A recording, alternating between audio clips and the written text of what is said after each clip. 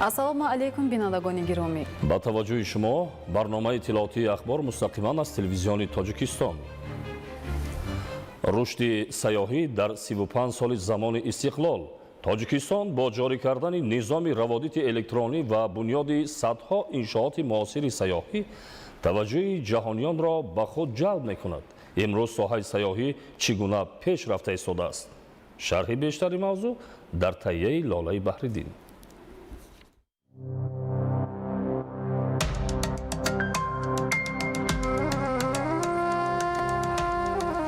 давоми солҳои истиқлоли давлатӣ барои рушди соҳаи сайёҳӣ беҳтар намудани сифати хизматрасонӣ, бунёди инфраструктури зарурии соҳавӣ ва таъмини шароити арзандаи истироҳат дар тамоми шаҳру ноҳияҳои мамлакат тадбирҳои муҳим амалӣ карда шуд ва имрӯз аз чунин шароити мавҷуда сайёҳони дохилию хориҷӣ ба таври васеъ истифода менамоянд.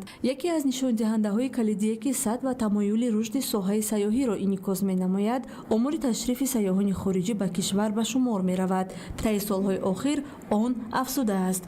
тибқи маълумоти агентии омор дар нимсола якуми соли 2026 аз 1 миллиону 63,4 ҳазор нафар шаҳрвандони хориҷӣ ки ба ҷумҳурии Тоҷикистон ташриф овардаанд, 889,4 ҳазор нафарашон ба ҳайси сайёҳ арзёбӣ мегардад, ки нишондиҳандаи мазкур нисбат ба ҳамин давраи соли гузашта 16,7% зиёд мебошад. аз ин нишондиҳанда аз давлатҳои иттиҳоди давлатҳои мустақим 806,9 ҳазор нафар ва аз давлатҳои хориҷи дур 82,5 ҳазор нафар сайёҳ ворид гардиданд.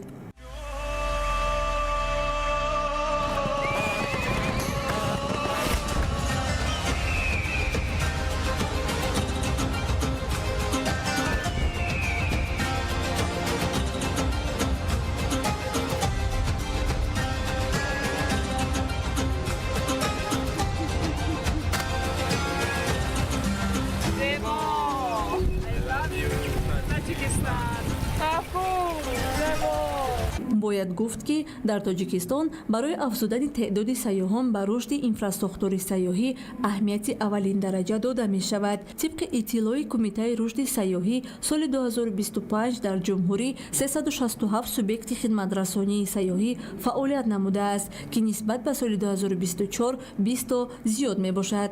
сайёҳони хориҷӣ ҳангоми сайёҳат бештар ба манзараҳои зебою тамошобоби мавзеъҳои сайёҳии Тоҷикистон, махсусан фарҳанг ва тамаддуни қадимаи миллати тоҷик, меҳмоннавозӣ, хӯрокҳои миллӣ ва боду ҳавои мусоиду ҳайвоноти нодираш таваҷҷӯҳ доранд. дар заминаи ташаббусҳои зикргардида ва имтиёзҳои дар ин самт пешниҳод намудаи ҳукумати мамлакат, дар солҳои истиқлоли давлатӣ фаъолияти бахши хусусӣ густариш пайдо карда, шумораи меҳмонхонаҳо, ҳостелҳо ва дигар инфраструктури хизматрасонӣ зиёд шуд ва ин тадбирҳо ба рушди деҳот, хусусан дар хатсайрҳои сайёҳӣ таъсири мусбат расонидаанд.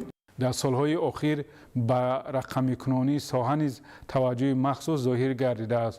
рушди сомонаҳои расмии сайёҳӣ, истифодаи шабакаҳои иҷтимоӣ, таҳияи маводҳои таблиғотӣ бо чанд забон ва татбиқи технологияҳои муосири иттилоотӣ имконият доданд, ки Тоҷикистон дар фазои байналмилалии иттилоотӣ боз ҳам бештару беҳтар муаррифӣ гардад. имрӯз метавон бо ифтихор гуфт, ки соҳаи сайёҳӣ ба яке аз бахшҳои муҳими иқтисоди миллӣ табдил ёфта дар рушди соҳибкорӣ, таъсиси ҷойҳои нави корӣ, баландбардоштани сатҳи зиндагии аҳолӣ, рушди минтақаҳо ва муаррифии фарҳангу тамаддуни тоҷикон нақши арзанда дорад. ҷумҳурии Тоҷикистон бо имконият ва зарфиятҳои бузурги табиии сайёҳӣ метавонад бо ба меъёрҳои байналмилалӣ мутобиқ намудани хизматрасониҳо, дарёфти роҳҳои нави ташкили инфраструктури сайёҳӣ, ҷалби ҳарчи бештари сайёҳони дохиливу хориҷӣ, бахусус рушди сайёҳии дохилиро таъмин намояд. 35 соли истиқлоли давлатӣ барои соҳаи сайёҳӣ марҳилаи муҳими муаррифии дастовардҳои таърихӣ ва таҳкими иқтидори сайёҳии кишвар ба ҳисоб меравад. با مقصد سزاوار استقبال نمودن جشن 35 سالگی استقلال دولتی در ناحیه واسه بنیاد 408 انشاءات گوناگون تعیینات نقشه‌گذاری گردیده. تاکنون 426 انشاءات مورد بهره‌برداری قرار داده شدند که 104.5% اجرایش نقشه را تشکیل می‌دهد. با دستاوردهای نظر از پیشواز گرفتن این جشن فرخنده ملی مرام و مقصدهای اساسی ساکنان ناحیه بوده، در این زمینه تطبیق هدف‌های سازنده در مرکز و جماعت‌های دهاتی دوردست ناحیه با سرعت بلند مهنتی جریان دارد. شرح بیشتر در تهیه همکاران ما. سرعت بخشیدن روند کارهای ساختمانی، وسعت تدبیرهای آبادانی، تأسیس جایهای نوی کاری، افزایش حجم استحصالات و به مراتب بهتر گردانیدن سطح نیکوحوالی ساکنان در ناحیه واسه از اقدامهای مهم و شایسته مقامات اجرایی حکومت دولتی ناحیه محسوب می‌یابد که در پرتو تشبس‌های حکومت مملکت و دستگیری و غمخوری‌های بواسطه پرزیدنت کشور محترم امامعلی رحمان تطبیق می‌گردند. هدف اساسی با چنین سرعت و صفت بلند جریان یافتن کارهای بنیادی در دایره استقبال شایسته جشن 35 سالگی استقلال دولتی با فراهم ساختن شرایط ارزنده تحصیل محصلین، کار و خدمترسانی در بخش‌های مختلف خواجگی خلق ناحیه و تأمین زندگی شایسته مردم نگرانیده شده است. در ناحیه واسه بخشیده با جشن 35 سالگی استقلال دولتی جمهوری تاجیکستان 408 انشاءات با نقشه گرفته شده است که تا امروز 426 انشاءات مورد استفاده قرار داده شده است که این هم باشد 104.5% در بر میگیرد. کارهای ساختمانی سازندگی در تمام جماعت دهات با مرام ادامه دارد. طبق اطلاع در ناحیه واسه 70% انشاءات بنیادشونده جشنی با سهمگذاری صاحبکاران وطنی عملی شده ایستادند که از توجه و دستگیری‌های حکومت مملکت نسبت به صاحبکاران و رشد فعالیت صاحبکاری درک می‌دهد. با نظرداشت رشد و پیشرفت همه ساحه‌ها انشاءات بنیادشونده جشنی مربوط به ساحه‌های گوناگون میباشد، از جمله بیمارخانه، مرکزهای تشخیصی و طبابتی، مرکزهای سلامتی، مؤسسه‌های تعلیمی، انشاءات فرهنگی و ورزشی، کارخانه‌های صنعتی، مهمانخانه، مرکزهای سودا و خدمترسانی، باغ و گلگشت‌ها، ساختن راه و پل‌ها و ده‌ها انشاءات دیگر تعیینات گوناگون با فراهمسازی امکانات معاصر و صفت بلند جوابگو به طلبات زمان بنیاد گشته ایستادند. با عملی ساختن تدبیرهای سازنده و کبودیزارنمایی اطراف اداره و تشکیلات، خانه‌های استقامتی، کوچه و محل و صحن باغ و گلگشت‌ها در برابر زیبایی حسن ظاهری اینچنین شرایط و امکانات‌های مساعد سیر و فراغت برای ساکنان و مهمانان مهیا گردیده است. وابسته به تجدید و بنیاد راه‌های اتومبیلگرد در ناحیه واسه دوره به دوره اقدام‌های سازنده و تدبیرهای مؤثر عملی گشته، این عامل بر رشد دیگر ساحه‌ها در ناحیه زمینه مساعد را فراهم ساخته است. آینده نیز بهر باز هم تأمین شرایط مساعد فعالیت در ساحه‌های گوناگون و زندگی بهتر برای ساکنان در ناحیه عملی سازی هدف‌های بنیادکارانه ادامه یافته، مرحله به مرحله نشاندادها در این سمت افزون گشته ایستاده است. عالم ناصرزاده، خورشید نادرخان، ناحیه واسه، اخبار. در ناحیه فرخار به استقبال سزاوار از جشن بزرگ ملی 35 سالگی استقلال دولتی بنیاد و تعمیر و نوسازی 400 انشاءات تعیینات گوناگون به نقشه گرفته شده است. تا امروز نقشه بر زیاد اجرا شد، یعنی 481 انشاءات مورد استفاده قرار گرفته 800 جای کاری فراهم آورده شده است. در 70 انشاءات دیگر جشنی کارها با سرعت ادامه دارد. راه‌اندازی و انجام این همه تدبیرهای آبادانی و سازندگی در جامعه شهرک و دهات، خصوصا جامعه دهات خراسان ناحیه باعث رشد اجتماعی و اقتصادی، بهداشت وضع راه و نقلیات، تحکیم انفراساختار، فراهمسازی جایهای نوی کاری و بلند برداشتن سطح نیکوحوالی ساکنان گردیده است. با استقبال جشن 35 سالگی استقلالیت در حدود جماعت دهات خراسان بنیاد از نوسازی 54 انشاءات با نقشه گرفته شده بود که عین زمان ما 163 انشاءات با استفاده دادیم. راه‌های حدود جماعت دهات خراسان که 55 کیلومتر در بر میگیرد از طرف صاحبکاران و شهروندان پورا منفش کرده شد. با موارد استفاده قرار دادن 163 انشاءاتی که در حدود جماعت است، زیاده از 400 جایهای کاری و شهروندان جماعت دهات خراسان فراهم کرده شد. وابسته به ترغیب و تشویق سیاست دولتی، مقدسات ملی، صحنه‌های مهم تاریخی، جلب ساکنان به کارهای آبادانی و سازندگی، دوست داشتن و حفظ یکپارچگی میهن در نزد بناهای مأموری، تشکیلات و مؤسسه‌ها، راه و راهروها، اینچنین مرکزهای سودا و خدمترسانی حدود جماعت دهات خراسان شیار و آویزه‌ها نصب کرده شدند. инфраструктура ва намои бинои ташкилоту муассисаҳо, марказҳои хизматрасонӣ, шафати роҳҳои маркази ҷамоати деҳоти Хуросон бо риояи талаботи меъморӣ, чароғонкунӣ, шинонидани гулу ниҳолони ороишию ҳамешасабз оро дода шуда, аз суръати бесобиқаи раванди корҳои созандагӣ ва вусъати бунёдкориҳо дар ин сарзамини меҳан шаҳодат медиҳад. Ин аст ки сокинони ноҳия шабонгоҳ низ дар муҳити созгору табиати зебои як гӯшаи ватан рафтуо ва сайру гашт менамоянд. дар давоми 35 соли эҳёи давлатдории миллӣ ва соҳибватанӣ истиқлоли давлатӣ ноҳияи Фархорро дастовардҳои зиёде рӯи кор омад. Мардум бо рӯҳияи ифтихороти миллӣ, бо рӯҳияи гарми ватандӯстӣ дар атрофи сиёсати созандаи раҳбарияти олии мамлакат, пешвои муаззами миллат муттаҳид шиданд, якдил, якмаром ва раванди босуботи созандагиро таҳкиму вусъати тоза бахшиданд. Тамоми роҳҳо пурра чароғон шудааст ки шабонгоҳ мардум бо рӯҳияи ифтихори баланд роҳпаймоӣ мекунанд, шодию суруд доранд, бо саршор аз ифтихороти ватандӯстӣ рӯзугору пайкори тоза доранд. Ва дар ҳудуди ҷамоат шабчароғҳои рангоранге насб шуданд ки осмони зебои ватанро бо рангҳои зебову ҷилӯнок муҷалло хотирафзо фараҳафзо мекунад. Давоми солҳои соҳиби истиқлолӣ дар партави сиёсати созандаву бунёдкоронаи президенти ҷумҳурии Тоҷикистон ҷиҳати таъмини истироҳату фароғати шаҳрвандон, баргузории чорабиниҳои оммавӣ варзишӣ, ташаккули тарбияи фарҳангӣ ва зебоипарастии сокинон дар ҷамоати деҳоти Хуросон шароити мусоид фароҳам оварда шудааст, ки сокинон ва меҳмонони ноҳия метавонанд ҳам рӯзона ва ҳам шабонгоҳ аз он баҳравар гарданд. Анваршоҳ Сайдализода, Сайҳомиди Шариф, ноҳияи Фархор, Ахбор. дар шаҳри Истарафшан корҳои ободонӣ ва созандагӣ ба истиқболи ҷашни 35-солагии истиқлоли давлатӣ бо маром идома доранд. Гурӯҳи кории ҳукумати ҷумҳурии Тоҷикистон нахуст аз ҷараёни бунёду аз навсозии як қатор иншооти ҷашнӣ дидан намуда, сипас дар ҷаласаи корӣ бо иштироки фаъолони шаҳр натиҷаи корҳои анҷомёфтаро мавриди баррасӣ қарор дода. Тафсилоти бештар дар гузориши ҳамкоронамон.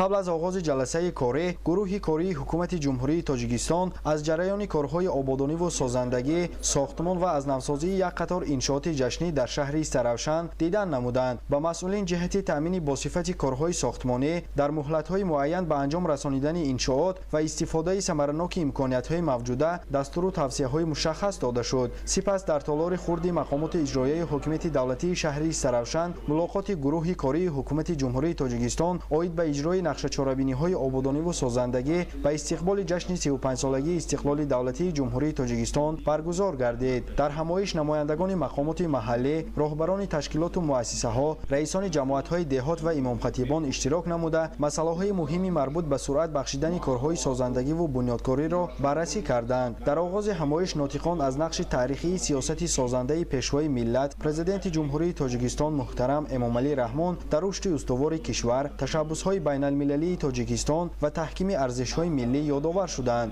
Зикр гардид ки маҳз бо ташаббуси пешвои миллат соли 2026 соли вусъат бахшидани корҳои ободониву созандагӣ ва тақвияту таҳкими худшиносиву худогоҳии миллӣ эълон гардида, ин иқдом барои боз ҳам густариш ёфтани корҳои созандагӣ дар саросари мамлакат заминаи мусоид фароҳам овардааст. Иброз гардид ки шаҳри Истарафшан низ дар солҳои соҳибистиқлолӣ ба яке аз марказҳои ободу пешрафтаи кишвар табдил ёфтааст. Дар ин давра садҳо биноҳои истиқоматӣ, корхонаҳои саноатӣ, марказҳои савдо ва хизматрасонӣ, инчунин даҳҳо километр роҳҳои шаҳру деҳот бунёду аз навсозӣ гардида, бо таъсиси ҳазорҳо ҷойҳои нави корӣ сатҳи зиндагии сокинон беҳтар шудааст. Масъулин иттилоъ доданд ки мақомоти иҷроияи ҳокимияти давлатии шаҳр бо ҷалби соҳибкорони ватандӯст ва аҳолӣ корҳои ободониву созандагиро бахшида ба ҷашни 35-солагии истиқлоли давлатӣ вусъати тоза бахшидааст. Аз рӯи нақша то охири соли 2025 сохтмон ва таъмири 990 иншооти гуногун пурра ба анҷом расонида шудааст. ҳамзамон барои соли 2026 дар доираи нақшаи иловагӣ бунёди боз 175 иншооти таъиноти гуногун пешбинӣ гардида, то имрӯз 160 адади онҳо мавриди истифода қарор гирифтааст. Корҳо дар дигар иншоот низ тибқи нақша идома дошта, интизор меравад онҳо дар муҳлатҳои муқарраршуда ба истифода дода шаванд. Дар ҷараёни мулоқот таъкид гардид ки дастовардҳои назарраси шаҳр самараи сиёсати созандаи роҳбарияти давлат, заҳмати аҳлонаи сокинон ва саҳми арзишманди соҳибкорони ватандӯст мебошад. Фирдавс Умарзода, Орзу Маъруфзода, шаҳри Истарафшан, Ахбор. идомаи ахбор. имсол дар ҳудуди шаҳри Истарафшан ва ноҳияҳои Шаҳристон ва Масчоҳ бештар аз 15 километри роҳи мошингарди Душанбе-Чаноқ пурра мунфарш карда мешавад. ҳоло дар километри 203 ҳудуди ноҳияи Шаҳристон бо истифода аз техникаю механизми зарурӣ корҳои марбут ба таъмиру навсозии роҳ идома дорад. гузориши Абдуваҳоби Абдусаттор. таъмири асосӣ ва ҷории роҳи Душанбе-Чаноқ ки аз самтҳои афзалиятноки фаъолияти филиали ширкати саҳомии Innovative Road Solutions Ltd дар ҷумҳурии Тоҷикистон маҳсуб меёбад, соли равон аз моҳи июн оғоз гардид ва то имрӯз дар се минтақаи роҳ Барзоб, Зарафшон ва Суғд бештар аз 80% корҳои ба нақша гирифташуда бо сатҳу сифати баланд ба анҷом расидааст. соли равон кормандони намояндагии филиали ширкат дар минтақаи Суғд дар ҳудуди шаҳри Истарафшан, ноҳияҳои Масчоҳ ва Шаҳристон бештар аз 6 километри роҳи мошингарди Душанбе-Чаноқро пурра мунфарш намуданд ва то охири мавсим ин нишондиҳанда бояд ба 15.7 километр баробар гардад. имрӯзҳо дар километри 203 ҳудуди ноҳияи Шаҳристон корҳои марбут ба таъмиру навсозӣ, хусусан мунфарши пурраи қитъаҳои алоҳидаи роҳ бо истифода аз асфалти гарм ва техникаю механизми зарурӣ бо маром идома дорад. то имрӯз дар ин минтақаи роҳ кормандони намояндагии филиали ширкат 1.8 километрро пурра мунфарш намуданд ва баҳри иҷрои саривақтии корҳо масолеҳи сохтмонӣ аз қабили битум ва асфалти босифат истифода мешавад ва дар назар аст ки дар ин ҳудуд дар маҷмӯъ 2.8 километр куллан таъмиру навсозӣ гардад. мутахассисони ширкат иброз медоранд ки дар вақти мунфарш намудани роҳ талаботу меъёрҳои муқарраршуда комилан риоя карда мешавад. аз ҷумла дар марҳилаи аввал бо истифода аз техникаю механизми зарурӣ қабати болоии асфалти кӯҳна пурра бартараф карда шуда барои эмин нигоҳ доштани роҳ аз вайроншавӣ таҷдиди инфрасохтор низ дар мадди назар хоҳад буд. барои истифодаи битум ва асфалти гарм бошад, риояи стандартҳои сатҳи байналмилалӣ ҳатмӣ буда ҳар амали сохтмонӣ бо сатҳу сифати баланд иҷро карда мешавад.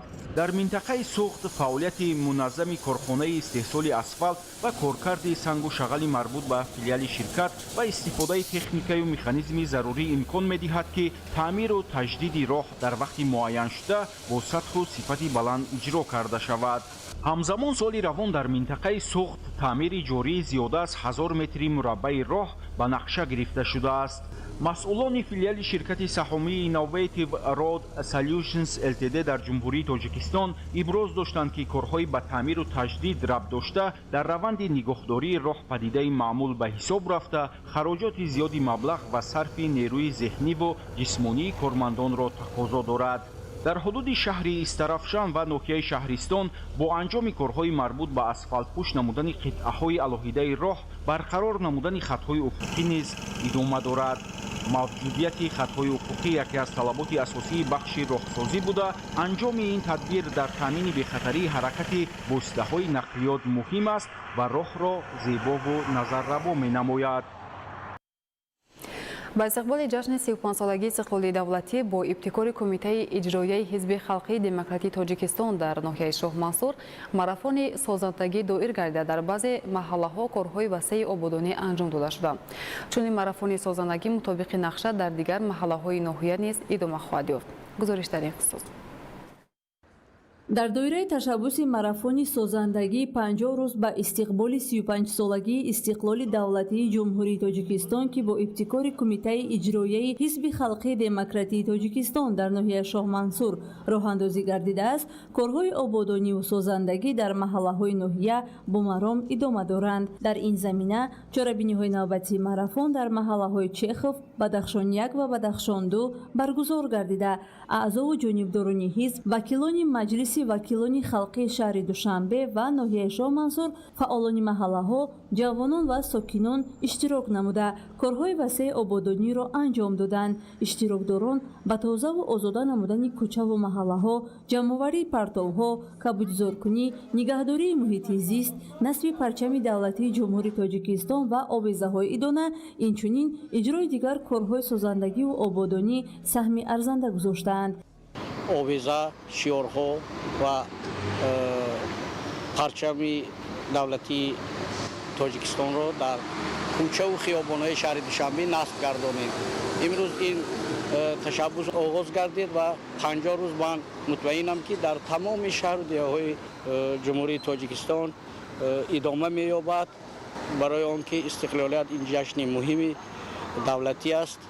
ما از روزی که استقلال به دست آوردیم روز تا روز ساعت به ساعت به پیش می‌رویم.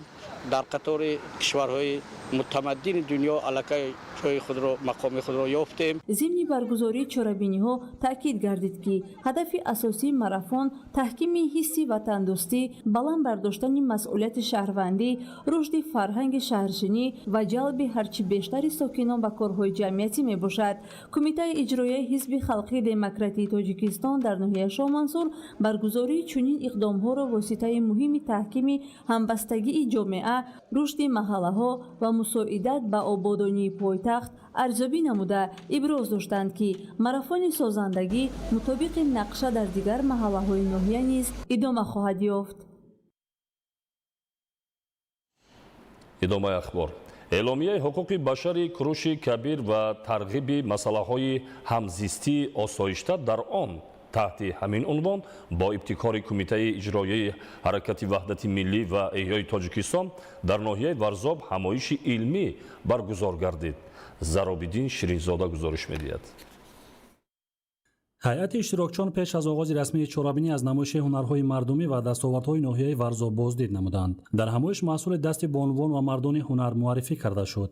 нигораҳои мунаққаш, чодарҳои гулдӯзӣ, либосҳои миллӣ ва олатҳои аз чӯбу оҳан сохташуда бозгӯи он буд ки дар ин ноҳияи хушманзар бештар аҳли ҳунар сукунат доранд. ба ҳайати меҳмонон ҳамчунин имкониятҳои сайёҳии ноҳияи варзоб муаррифӣ карда шуд. сипас ҷамъ омад бо зикри санади таърихӣ будани эъломияи ҳуқуқи башари куруши кабир оғоз шуда таъкид шуд ки он арзишҳои инсондӯстӣ, озодии виҷдон, адолат, эҳтиром ба ҳуқуқу шаъну шарафи инсон ва ҳамзистии осоиштаро таҷассум мекунад. иштирокчиён иброз доштанд ки ин мероси гаронбаҳои тамаддуни башарӣ имрӯз низ аҳамияти худро аз даст надода, барои таҳкими фарҳанги сулҳ, таҳаммулгароӣ ва ҳамдигарфаҳмии халқҳо заминаи муҳим ба шумор меравад. гуфта шуд ки ҷумҳурии тоҷикистон таҳти роҳбарии пешвои миллат муҳтарам эмомалӣ раҳмон сиёсати сулҳҷӯёна, таҳкими ваҳдати миллӣ ва рушди ҳамкориҳои созандаро пайгирона амалӣ менамояд. бо ташаббусҳои байналмилалии пешвои миллат муҳтарам эмомалӣ раҳмон дар самти таҳкими сулҳ, ҳамгироӣ, ҳалли масъалаҳои глобалӣ ва рушди муколамаи тамаддунҳо, тоҷикистон ҳамчун кишвари сулҳпарвар ва ҷонибдори ҳамзистии осоишта дар арсаи байналмилалӣ мавқеи шоиста касб намудааст.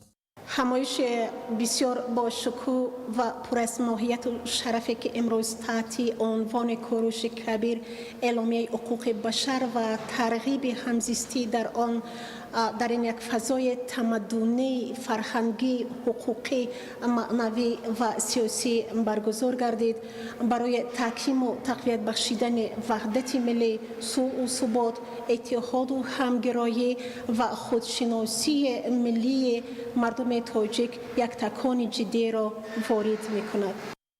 тавре таъкид гардид, арзишҳое ки дар эъломияи ҳуқуқи башари куруши кабир инъикос ёфтаанд, бо сиёсати башардӯстона ва сулҳпарваронаи тоҷикистон ҳамоҳангии амиқ доранд. ҳамчунин дар суханрониҳо масъалаҳои ҳифзи мероси таърихиву фарҳангӣ, таҳкими худшиносии миллӣ, эҳтиром ба ҳуқуқи инсон, тарғиби таҳаммулгароӣ ва тарбияи насли ҷавон дар рӯҳияи ватандӯстӣ, эҳтиром ба арзишҳои умумибашарӣ ва масъулияти шаҳрвандӣ мавриди баррасӣ қарор гирифтанд. баромадкунандагон таъкид намуданд ки дар шароити пуртазоди ҷаҳони имрӯз тарғиби фарҳанги сулҳ, эҳтироми ҳуқуқи инсон ва таҳкими ҳамдигарфаҳмӣ аз омилҳои муҳими таъмини субот ва рушди устувори ҷомеа маҳсуб меёбад. дар фарҷоми ҳамоиш иштирокдорон баргузории чунин чорабиниҳои илмии амалиро барои омӯзиш ва муаррифии мероси ғании таърихиву фарҳангии тоҷикон, таҳкими худшиносии миллӣ, тарғиби арзишҳои башардӯстона ва густариши фарҳанги ҳамзистии осоишта муҳим арзёбӣ намуда, ҷиҳати идомаи чунин иқдомҳо изҳори ҷонибдорӣ карданд. дар шаҳри леваканд кишоварзону сокинон бо меҳнати софдилона ва истифодаи оқилонаи имкониятҳои мавҷуда барои рӯёндани ҳосили фаровон дар таъмини бозори истеъмолӣ бо маҳсулоти ватанӣ саҳми арзанда мегузоранд. бо истифода аз маҳсулоти тару тоза занону бонувон барои давраи тирамоҳу зимистон низ омодагӣ мегиранд. идомаи мавзӯъ дар гузориши исмоили соҳибназарён ва мусои нурмуҳаммад. дар шаҳри леваканд истифодаи мақсадноки обу замин ва меҳнати содиқонаи кишоварзон баҳри афзоиши истеҳсоли маҳсулоти кишоварзӣ ва таъмини бозори истеъмолӣ бо маҳсулоти ватанӣ самараҳои назаррас ба бор овардааст. Бо истифода аз имкониятҳои мавҷуда деҳқонон барои рӯёнидани ҳосили фаровон ва таҳкими амнияти озуқавории кишвар саҳми арзанда мегузоранд. аз ҷумла дар ҳамаи хоҷагиҳои пахтакори шаҳр имрӯзҳо нашъунамои пахта хуб мушоҳида гардида ҳолати киштзорҳо умедбахш арзёбӣ мешавад. имрӯзҳо пахтакорон корҳои муҳими агротехникиро аз қабили ғизодиҳӣ ва обмонӣ ба роҳ монда мутахассисон бар он назаранд ки маҳз иҷрои босифати ин тадбирҳо барои ҳосилнокии хуби пахта ва ба даст овардани ҳосили баланд заминаи мусоид фароҳам меорад. дар шаҳри леваканд тибқи дурнамо 1000 гектар кишти пахта мо гузарондагем. аллакай озуқаи дива мо додем ана сарчин шудагӣ аст. дар як ниҳол ҳозир то 40 кӯрака ҳаст. мана бо беғази ин мана интизориҳо ҳастанд ки мана иҳо бо оянда нашунамо доранд ҳосили дилхоҳ ба даст меоранд. хоҷагидорони шаҳри леваканд кӯшиш доранд ки имсолам аз иҷрои дурнамои пахта ба сарбаландона бироянд. дар баробари рушди пахтакорӣ истифодаи самараноки қитъаҳои назди ҳавлигӣ низ дар шаҳри леваканд хуб ба роҳ монда шудааст. сокинон ҳар қитъа заминро самаранок истифода намуда навъҳои гуногуни сабзавот, полезӣ, мева ва дигар маҳсулоти кишоварзиро парвариш мекунанд. ҳамзамон ҷамъоварӣ ва захиракунонии маҳсулоти худӣ барои фаслҳои тирамоҳу зимистон бо маром идома дорад. имрӯзҳо занону бонувони шаҳри леваканд бо истифода аз маҳсулотҳои тару тоза аз заминҳои наздиҳавлигӣ ва аз бозорҳои маҳаллӣ истифода карда дар баробари истеъмоли тару тозаи он ҳамзамон ба консервкунии меваву сабзавот хушкунии онҳо машғул ҳастанд. занону бонувони шаҳр бо риояи анъанаҳои неки рӯзгордорӣ меваву сабзавот ва дигар маҳсулоти кишоварзиро тавассути консервакунонӣ хушконидан ва дигар усулҳои нигаҳдорӣ барои мавсими сармо омода месозанд. ба гуфтаи онҳо ин таҷриба барои таъмини дастурхони оила бо маҳсулоти хушсифат, кам кардани хароҷот ва ғанӣ нигоҳ доштани буҷаи хонаводагӣ мусоидат мекунад. мо мебинем ки дар ҳар як хонадони шаҳри леваканд омода ба зимистон захираи зимистоншон ҳамин хел меваву донагиҳо захира карда истодаанд. ҳозир дар ҳамин сари сурфаи мо 3 насл мебошад. мо аз калонҳо ёд гирифта баъд ба ҷавондухтарон нишон дода истем. бо мақсади боз ҳам густариш бахшидани фарҳанги истифодаи самараноки замин ва захиракунонии маҳсулот, гурӯҳҳои кории мақомоти маҳаллӣ бо сокинон бахусус занону бонувон вохӯриҳои фаҳмонидадиҳӣ баргузор намуда бонувони соҳибтаҷриба суннатҳои неки рӯзгордориро ба ҷавонон ва оилаҳои навбунёд меомӯзонанд. мо ин корро ҳамаша ҳамин аймодаромон ёд гирифтем бо оҳиста ба фарзандомон ҳамиёро нишон додестем ки ҳамин корроро ёд бигиранд оянда дар зиндагии худшон азоб накашанд. инам барои фоидаи ҳамин халқ худшай меҳнат мекунем захира кардастем нишон додастем ки фарзандо оянда бо ҳамин корроро ёд бигиранд.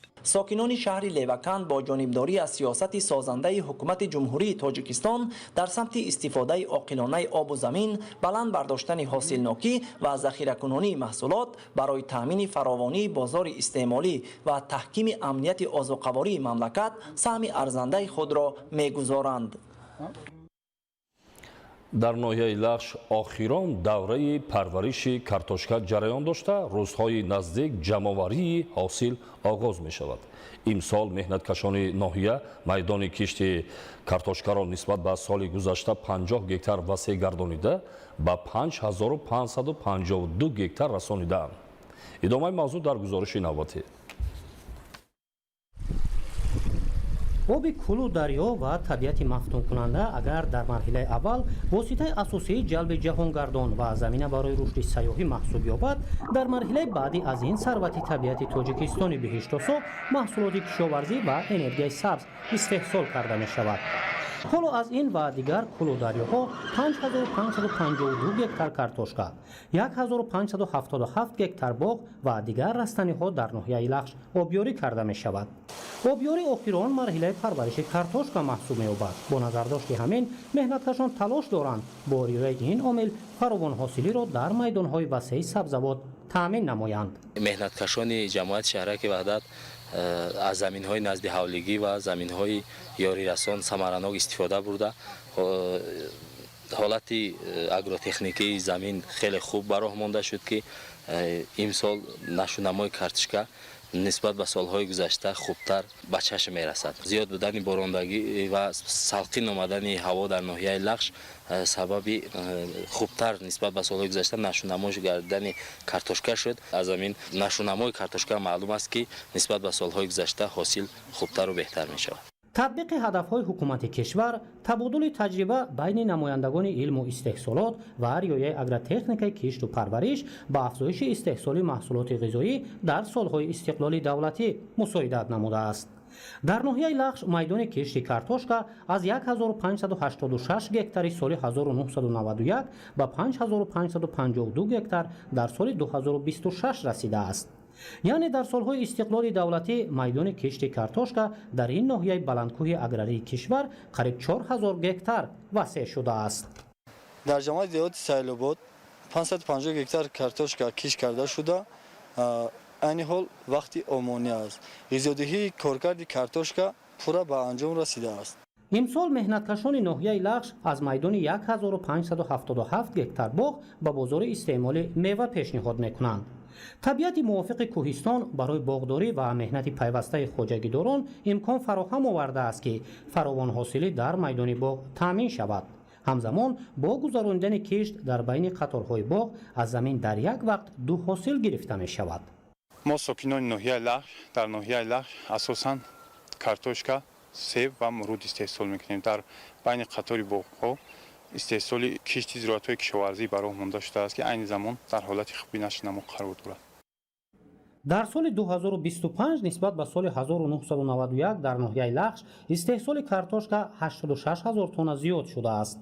مهنتکشان حالا در صحرا سرگرم کارند و تلاش دارند با اجرای نازکی‌های پرورش افزایش استحصال میوه، سبزیجات و غله‌دانگی را تامین گردانیده جشن 35 سالگی استقلال دولتی را با دستاوردهای بلند مهنتی استقبال نمایند. نوروزشاه عزیزالله دولتی فیض‌الله بردین اسمانیدین، لخش اخبار. در دوره آمادگی به جشن 35 سالگی استقلال دولتی در شهر و ناحیه‌های کشور چرابینی فرهنگی تحت عنوان شکوه استقلال برگزار گردید.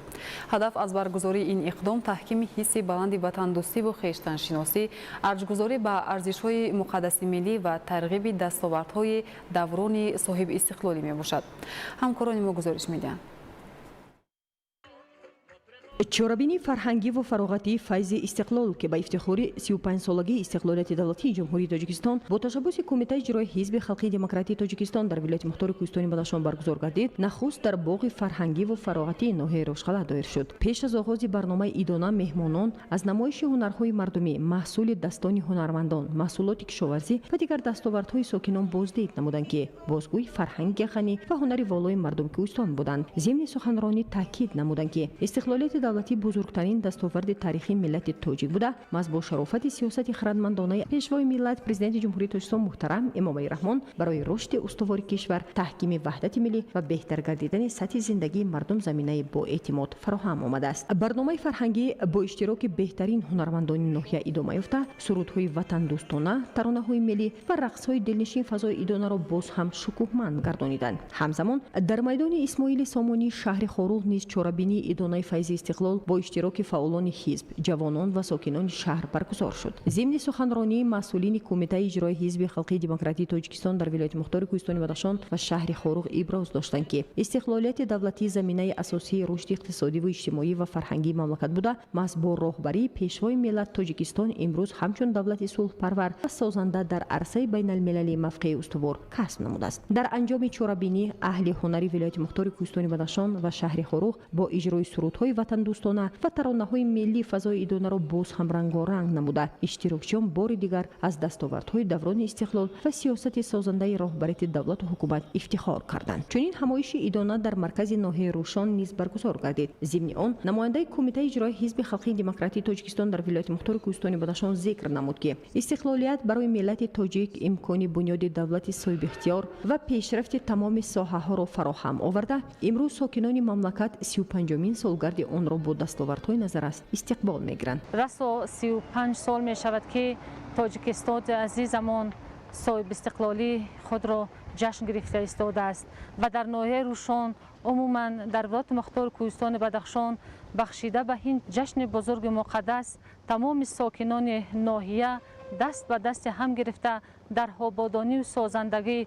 گلگل شکوفایی یعنی سهم با سزای خود را گذاشته ایستادند. مردم در فضای آزاد و آباد شکرانه ملت میکنند، شکرانه دولت میکنند، شکرانه هزانی که امروز ما در فضای تنج و آسوده عمر بر سر برده ایستاده ایم. برنامه کنسرتی هنرمندان ناحیه به چاره‌بینی حسن تازه بخشیده با کفکوبی گرم اشتراکچیان استقبال گردید.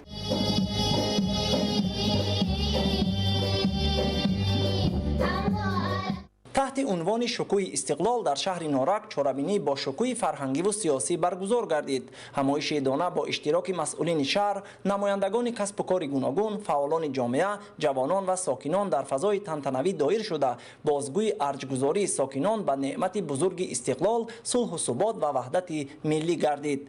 اشتراکچیان چاره‌بینی توسط راهپیمایی ادانه و برداشتن شعار و آویزه‌های ترنمگر وطن، استقلال و وحدت ملی صداقت خود را به دولت و ملت، جانبداری از سیاست سازنده حکومت جمهوری تاجیکستان و احترام به ارزش‌های مقدس دولتداری ابراز نمودند. در ادامه تدبیرهای جشنی با ابتکار مسئولین مقامات اجرایی حاکمیت دولتی شهر نارک، اکسیای ترغیباتی فرهنگی تحت عنوان تاجیکانه میپوشیم دایر کرده شد که در آن نورسان و جوان دختران و بانوان با ببر نمودن لباس‌های زیبا و شینم ملی بخصوص چکن و اطلس و ادرس به چاره‌بینی شکوهی تازه بخشیدند. تاکید گردید که دوام سالهای صاحب استقلالی تاجیکستان با راهبری خردمندانه پرزیدنت جمهوری تاجیکستان پیشوای ملت محترم امامعلی رحمان با دستاوردهای بزرگ سیاسی، اقتصادی، اجتماعی و فرهنگی نائل گردیده امروز سیمای شهر و ناحیه‌های مملکت به کلی دگرگون شده است. بنیاد هزارها انشاءات اجتماعی، رشد ساحه‌های معارف و تندرستی، صنعت و انرژتیکا، راه و نقلیات و بلند گردیدن سطح و صفت زندگی مردم از جمله ثمره‌های ارزشمند دوران صاحب استقلالی ارزیابی شدند. گفته شد که ساکنان شهر نارک با جانبداری از سیاست بنیادکارانه دولت و حکومت و سهمگذاری در کارهای آبادانی و سازندگی بهر استقبال سزاوار جشن 35 سالگی استقلال دولتی فعالیت گسترده داشته در بنیاد و از نوسازی انشاءات گوناگون و آبادانی محلی زیست سهم ارزنده خود را می‌گذارند. در ادامه چاره‌بینی یک گروه فعالان و پیشرفان ساحه‌های گوناگون اینچنین غالبان آزمون‌های جمهوریوی، المپیادهای فنی و دیگر جوانان صاحب استعداد برای دستاوردهای نظررس با افتخارنامه و سپاسنامه و دیگر تحفه‌های خاطروی قدرشناسی گردیدند. به همایش با شکوه برنامه رنگین فرهنگی حسن تازه بخشیده هنرمندان کسبی و هوسکاران با سرود و ترانه‌های وطن‌دوستانه، رقص‌های دلنشین و صحنه‌های جالب هنری شکوه و شهامت استقلالیت دولتی جمهوری تاجیکستان، محبت به وطن و افتخار از دولتداری ملی را ترنم نمودند. در ناحیه 5 با مقصد تجلیل شایسته از جشن 35 سالگی استقلال دولتی روند اقدام‌های سازندگی با وسعت جریان داشته با بنیاد انشاءات مختلف سیمای شهرک و دهات ناحیه با کلی دیگر گشته باز هم آباد و زیبا گردیده ایستاده است. در دایره اعلان 300 روز آبادانی و بنیادکاری و مسئولیت برای آینده درخشان وطن با ابتکار کمیته اجرایی حزب خلقی دموکراتی تاجیکستان در ناحیه 5 یک قطار نقشه چاره‌بینی‌ها ترتیب داده شده مرحله به مرحله عملی شده ایستادند. نمایی راه‌های محلی و مرکزی، بنیاد پل و کوپرک‌ها و انشاءات تعییناتشان گوناگون از بندهای اقدام‌های در نقشه بوده ارزیابی شده همه روزه انجام داده می‌شوند. همزمان در این زمینه در جماعت دهات آزادگان ناحیه در یکجایی با ساکنان و صاحبکاران آبادگر محل جهت تأمین بخطری و روابط ساکنان و نقلیات پل ماشینگذار بنیاد یافته ایستاده است که کارها در این سمت با مرام ادامه دارند. انتظار می‌رود که بعد از مورد بهره برداری قرار گرفتن این پل بخطری رفت و آمد نقلیات و ساکنان تأمین خواهد شد. این تنتنه و شکوه و جلال خاصه از جانب ساکنان جماعت دهات نمونه ناحیه دوردست 5 محض به خاطر تجلیل از جشن 35 سالگی استقلال دولتی معنی داد می‌گردد. چاره‌بینی امروزه تحت عنوان شکوه استقلال برگزار کرده شده اهل دهه با خرسندی و فرحمندی تام جمع آمده دسترنج هنرمندی و دستاوردهای دوران استقلال دولتی را به نمایش گذاشتند.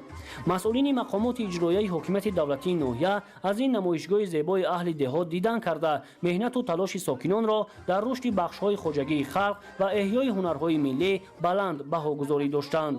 дар чорабинии мазкур масъулини мақомоти иҷроияи ҳокимияти давлатӣ, фаъолони ҷомеа, намояндагони касбу кори гуногун, ҷавонон ва сокинони ноҳия иштирок намуданд. чорабинӣ бо барномаи рангини фарҳангӣ, суруду таронаҳои ватандӯстона ва рақсу таронаҳои ҳунармандони маҳаллӣ идома ёфта, фазои идона ва рӯҳияи баланди меҳанпарастиро дар байни иштирокдорон таҳким бахшид. баробари дигар шаҳру ноҳияҳои вилояти хатлон дар ҷамоати шаҳраки сомониёни ноҳияи кушониён таҳти унвони шукӯҳи истиқлол чорабинии фарҳангӣ маърифатӣ доир гардид. сокинон бо шукӯҳмандӣ ва шукргузорӣ аз истиқлолу ваҳдати комили кишвар ба ҳам омада маҳсули эъҷози хешро ба намоиш гузоштанду шодиву хурсандӣ менамуданд. зикр шуд ки ин ҳама дастовард ва муваффақияту музаффариятҳо ҳама самараи неки даврони соҳибистиқлолии меҳан буда мебояд ба қадраш расиду чун гавҳараки чашм ҳифзаш намуд. зимни баргузории чорабинӣ қайд гардид ки бо шарофати соҳибистиқлолии мамлакат ҷумҳурии тоҷикистон тавонист ба арсаи ҷаҳонӣ ҳамчун давлати мустақил ворид шуда дар ҳалли масъалаҳои муҳимтарини сатҳи байналмилалӣ саҳми худро гузорад. маҳз ҳамин сулҳу субот ва истиқлолияти комили мамлакат боис шуд ки тамоми самтҳои хоҷагии халқ рушду нумӯ кунад ва баҳри сокинон беҳтарин шароити зисту зиндагонӣ ва кору фаъолият фароҳам гардад. истиқлолияти давлатӣ гаронарзиштарин неъмат ва омили асосии рушду тараққиёти давлату ҳукумат дониста мешавад ва ҳар як фарди худогоҳу хештаншиносро зарур аст ки ба қадри ин неъмати бузург расидаву дар ҳифзи арзишҳои милливу давлатӣ ҳиссагузор бошад.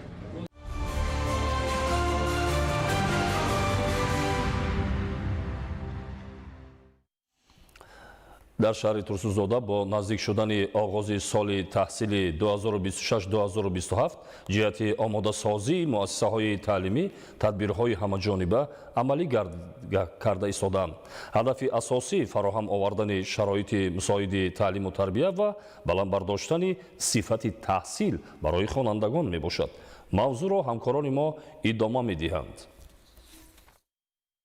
дар доираи сиёсати маорифпарваронаи пешвои миллат муҳтарам эмомалӣ раҳмон бо дастгирии мақомоти иҷроияи ҳокимияти давлатии шаҳри турсунзода ва саҳми соҳибкорону сокинони маҳаллӣ сохтмони синфхонаҳои иловагӣ ва муассисаҳои нави таълимӣ дар шаҳр идома доранд. дар доираи нақшаҳои рушди соҳаи маориф даҳҳо синфхонаҳои иловагии нав ва як қатор муассисаҳои томактабӣ бунёд ва мавриди истифода қарор гирифта, қисми дигари онҳо дар марҳилаи анҷомёбӣ мебошанд.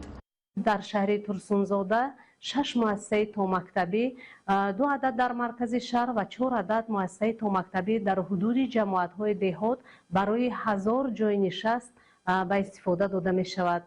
инчунин дар назди 20 муассисаҳои таълимии шаҳри турсунзода бунёди 398 синфхонаи иловагӣ барои 10356 ҷойи нишаст ва дар як баст аз навсозии як муассисаи таълимӣ ва бунёди як муассисаи таълимӣ айни замон анҷом ёфта дар соли таҳсили нав ба истифода дода мешавад.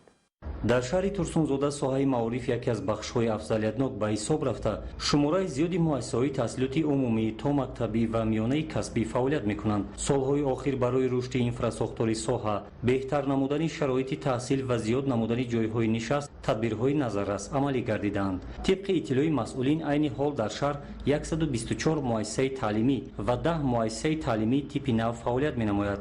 шумораи хонандагон дар умум беш аз 79 000 нафарро ташкил медиҳад.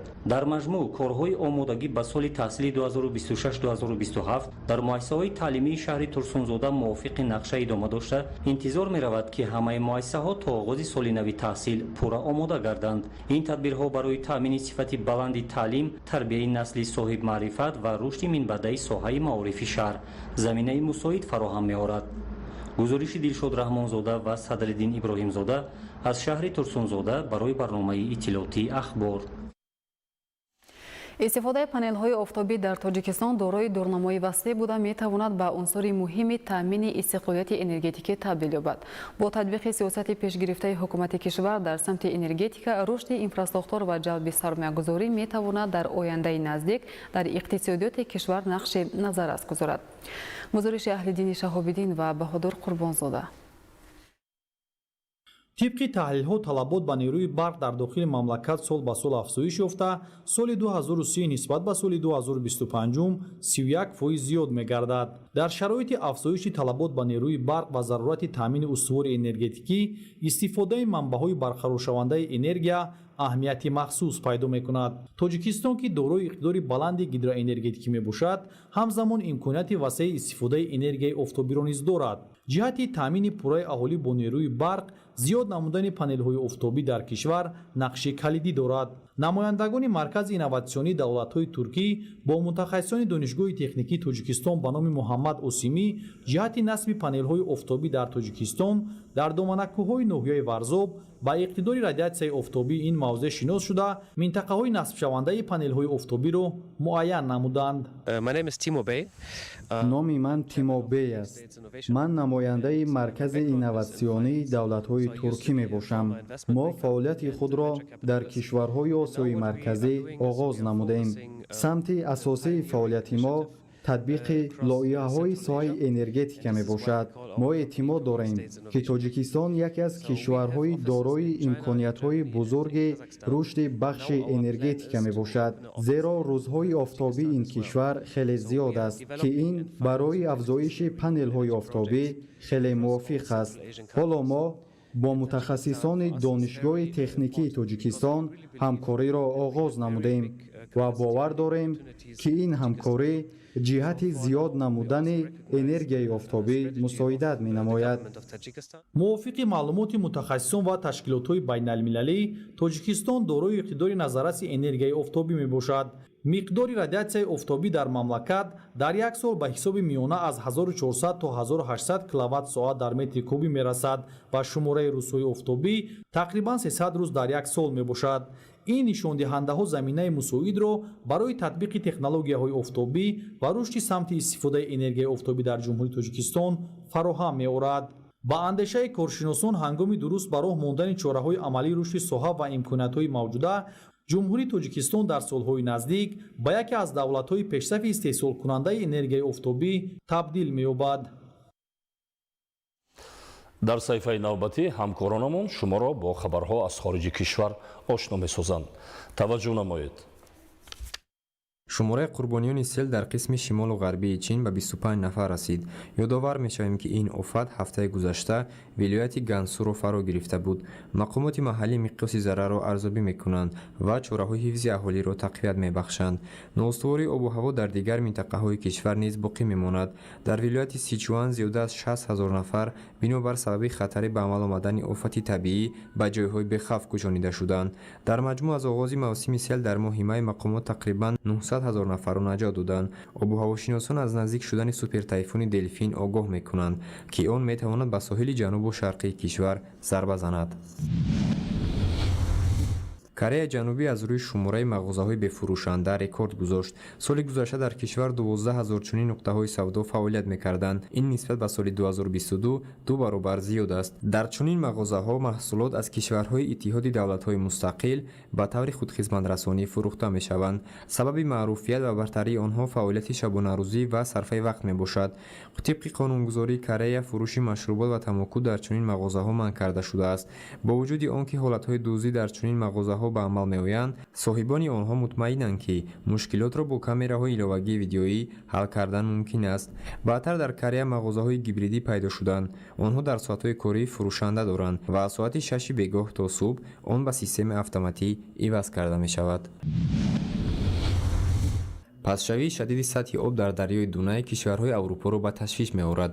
дар Руминия вазъияти фавқулода барои моҳи август бо сабаби коҳиши истеҳсоли нерӯи барқ эълон карда шуд ва мақомоти Сербия изҳор доштанд ки маҳдудияти киштигардӣ тавассути Дунай ҷорӣ карда мешавад. дар сурати идома ёфтани чунин ҳолат кори корхонаҳои коркарди нафт вайрон карда шавад. гуфта мешавад ки аллакай боқимондаҳои киштиҳое ки дар Дунай ғарқ шудаанд дар қитъаи кӯҳна дида мешаванд.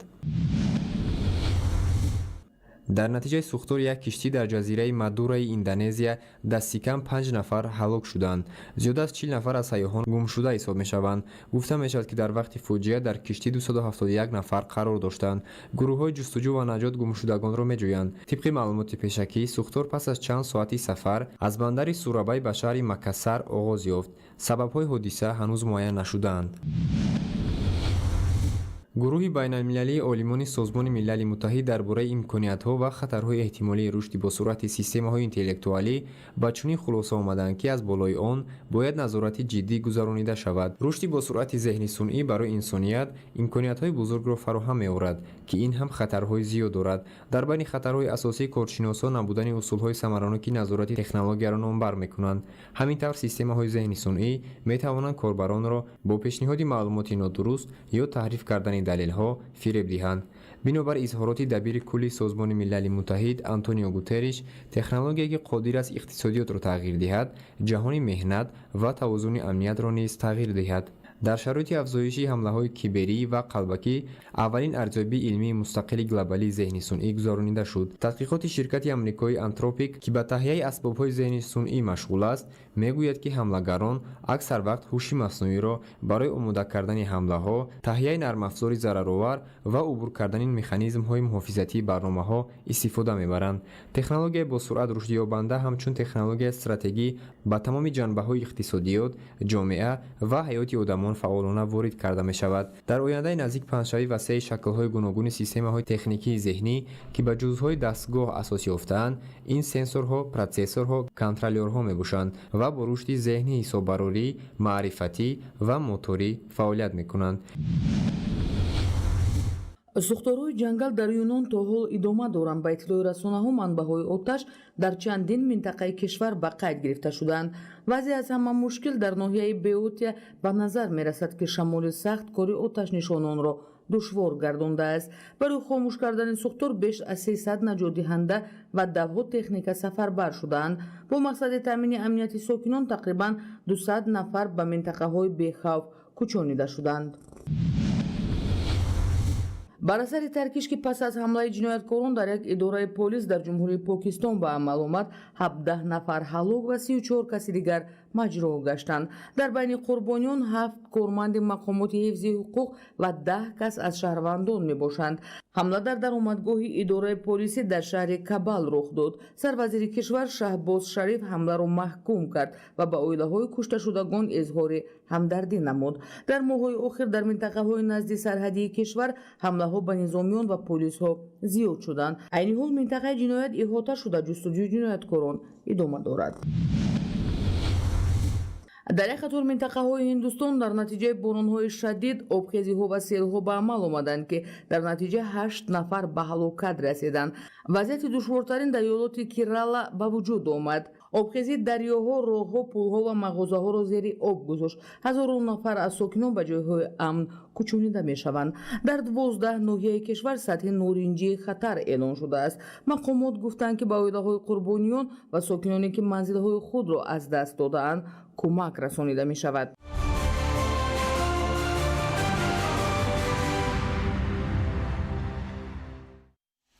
бинандагони гиромӣ, нашри муфассали барномаи иттилоотии ахбор анҷом меёбад. ба шумо зиндагии ободу осоиштаро таманно дорем. саломат бошед.